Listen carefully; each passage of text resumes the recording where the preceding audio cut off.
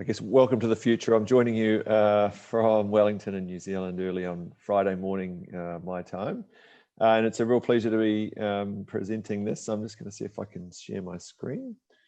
And hopefully everyone can see that. Someone will tell me if you can't. Yeah, we can see you, Craig. And then all the information is on the website about Craig, and you can put questions in the Q&A at the bottom of the screen. Great. Thank you. So I'm just going to give you a speed date 8-minute overview of Stats New Zealand's integrated data program, which I have to say I started observing this program. I don't take any credit for developing it. I've inherited it late in my career as I've joined Stats NZ in the last year. But I started watching it from when I was living in Australia at the time, and I could see New Zealand developing this integrated data infrastructure that they've done, and I watched on in awe as it happened sort of 10 years ago. And little did I know at the time that I one day inherited and actually have the privilege of stewarding and maintaining and developing this infrastructure. So I'll just give you a quick overview of what the infrastructure is, how it works, how we make sure that we keep people's information safe, because that's a big focus for us.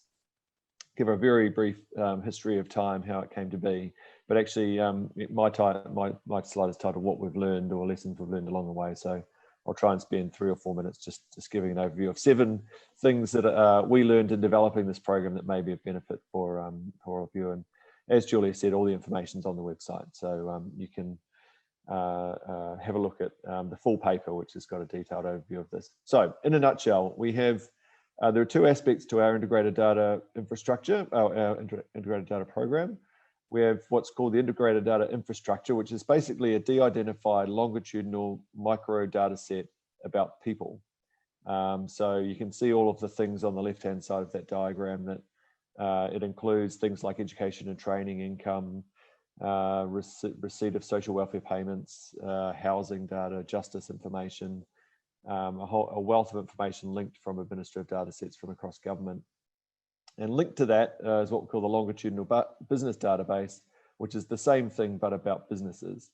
And those 2 data sets are linked themselves via tax data. So there's an incredible, enormous wealth of information in there to link information of people's socioeconomic background and characteristics and their journey into work and how that transfers into firm productivity and those kinds of analyses. So it's an incredibly powerful data set or database that we've developed over time. How it works, I'm going to talk mainly about the IDI, the integrated data infrastructure. It's the people-focused one. It's all linked around a central linking spine. So that is linked probabilistically on the basis of identifying information that's common across different databases, mainly a name and date of birth and so forth. So that spine is basically formed around an ever-resident population of New Zealand. So those who have ever been resident over the last 20, 30, 40 years. And linked into that are the individual databases that we're interested in. So once you've got the spine, you can basically link anything into it probabilistically based on identifying information that we have. So that's kind of how it works. I won't dwell on that. There's lots of more information about that in the paper that's on the website. I'll just touch briefly on the whole premise of this work and its existence relies entirely on trust, making sure that we're keeping people's information safe. We have 2 frameworks that guide that. One is called the 5 Safes framework. I won't go into all of that, but basically make sure that we have protocols in place to make sure that people are safe. So researchers who are using it need to commit to using the data safely. The projects that they do are safe. They have to be in the public interest. They have to show that those projects are in the public interest. Safe settings, so we keep the information physically safe. All of the analyses in the IDI happen in a data lab, which is a safe, secure environment to make sure that information doesn't get disclosed where it shouldn't. Safe data, people's identity is protected, and safe outputs. So Stats New Zealand checks all of the outputs that come out of the IDI to make sure that we're not unintentionally disclosing personal information unintentionally. The other framework that we have to guide this is called Ngā Tikanga Paihiri, which It's basically a set of principles that make sure that people are using the information in a culturally safe way. That's particular to New Zealand's context, to make sure that our Indigenous Māori population are involved and engaged in work prior to doing it. So it's a particular cultural safety safeguards, if you like, which again, there's more information on that on the website. So this program's been building for probably 25 years and a little bit prior. We started dabbling in integrated data in the late 90s. There was a lot of interest in the public policy area around that time. At that time, Cabinet endorsed stats as the place to do that because, you know, we're statutorily independent from government and seen as a safe pair of hands where this sort of integration can happen safely. Julia, who's on the call, obviously was involved very early on in this actually, and pulled together a conference on database integration and linking around employer-employee data, and that's what really kicked off our integrated data program in earnest. So starting with a use case and saying, how can we link employer and employee data to understand how people journey through work and how things like student loans relate to, and tertiary education relate to employment outcomes. Really foundational work that really kicked off what's become the program to date. I won't go through all of this, but basically, you know, the big shift happened in 2011, so 10 years ago, when we developed a prototype integrated data infrastructure around people, and that's developed since that time. So at the moment, there are around 834 there are exactly 834 researchers working in the IDI and the longitudinal business database across 340 projects. So that's a big piece of critical infrastructure now for the business of government in New Zealand.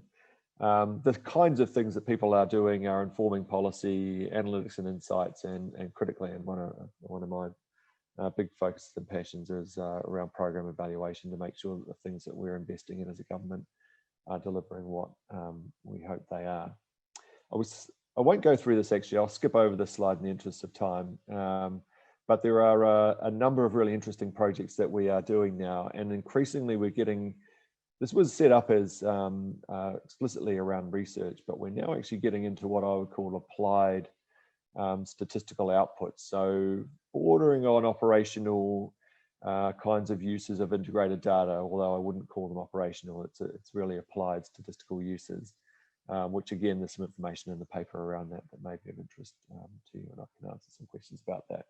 Here are my quick 7 lessons learned as we developed this program, what we've kind of learned along the way. And for anyone who's doing this, you know, you may be interested in this. One of the things that we started with was starting with a use case. So rather than trying to create a beautifully linked, all-encompassing database, start with something that actually would be useful. How do you understand the relationship between tertiary education, journey into work, and work outcomes? So start with a use case and let it grow from there.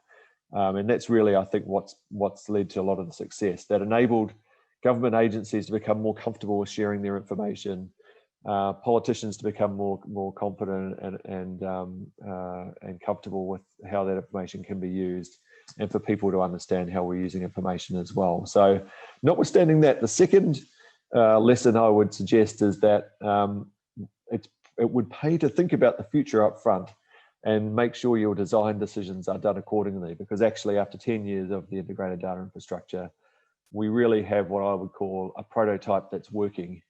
And there's a lot of technical and legacy debt that we have that we're carrying through into the program now, because it's basically built from that simple use case, and we didn't really design it in a way that was modular or could be built out over time. So there's some careful design decisions that I would suggest in thinking about up front if anyone was about to start out on this journey.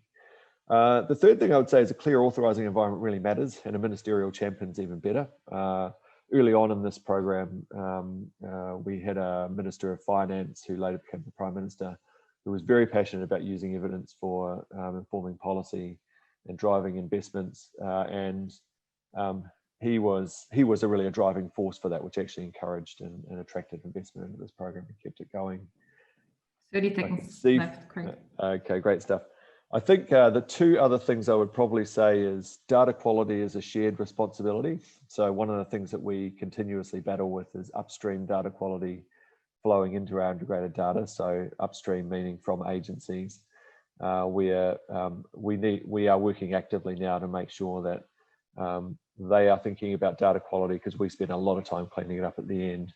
And the very final thing I would say is that network is really important, because as people got involved in this, they realized that all of these data sets contain incredible nuance, and those who are most successful in using our integrated data were those who are most linked into those who understood the data well and could inform about how to use it. So their end of